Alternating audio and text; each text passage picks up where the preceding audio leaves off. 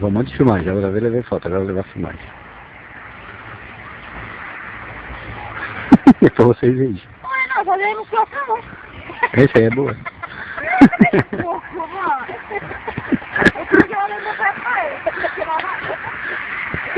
Fica o braço bem fortinho. Onde não precisa de carrinho, tirei essa coisa.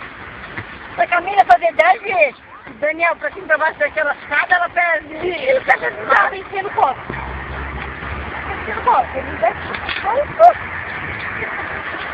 O que é pesado? Agora eu vou passar pra frente. Tem que levar uma muda de aventa no vaso lançado. Ué, fina raiz. Não joga nós, né? Não já fez na cabeça. Lá que tá pego agora. Eu acho que batendo pouco.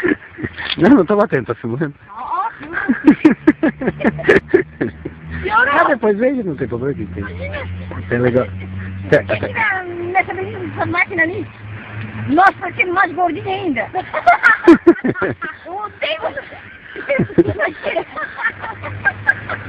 Mais gordinho. É porque na máquina fica menor daí. O que foi? A máquina fica menor. Só pequenas raízes. Mais curto e mais grosso, né?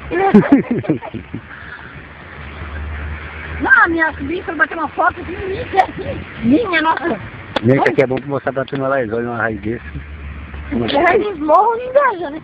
É. Ó, essa daqui. Não, tinha uma mais grossa aí, tinha uma aí. Não, essa é a maior. Essa aí de baixo? Essa essa aí. aí. Pega na mão, Olha aí, pequena.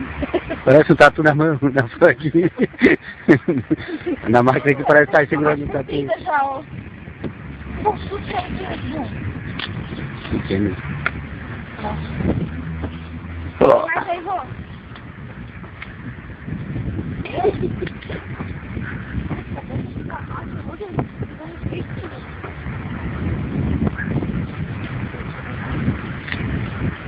Eu filmei a vaca lá antes, fiz um monte de coisa já. Eu tenho 1h30 de filmagem, depois dá de passar pro DVD e escrever.